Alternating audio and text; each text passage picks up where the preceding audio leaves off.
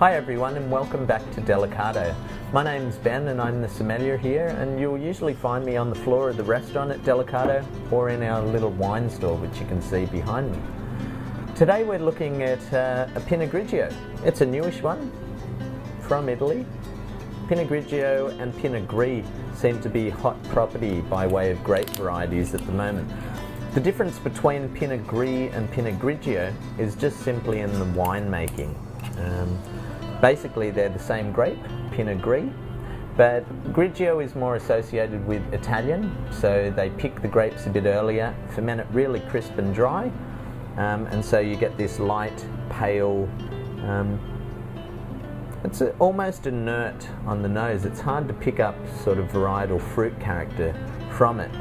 In France, typically the Pinot Gris is picked a lot riper. There's a bit more residual sugar in the wine, so they appear sweeter and they're thicker. And for me, they usually taste more like pears or orchard fruits like apples.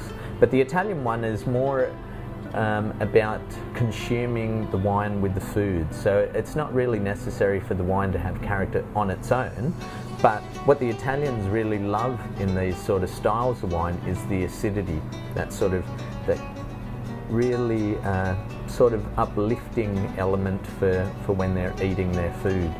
Now the area that this wine comes from is, technically it says on the label here, Della Venezia, but that's sort of anywhere between Venice and Verona.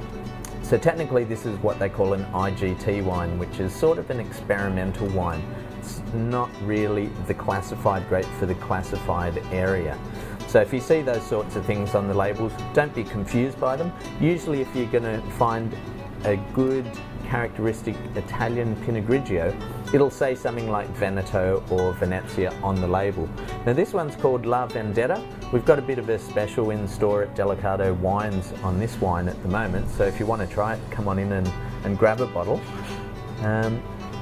What to expect, as I said, it's a little inert on the nose, so if you don't really like fruity wines but more minerally wines, then maybe this is the wine to have a try of.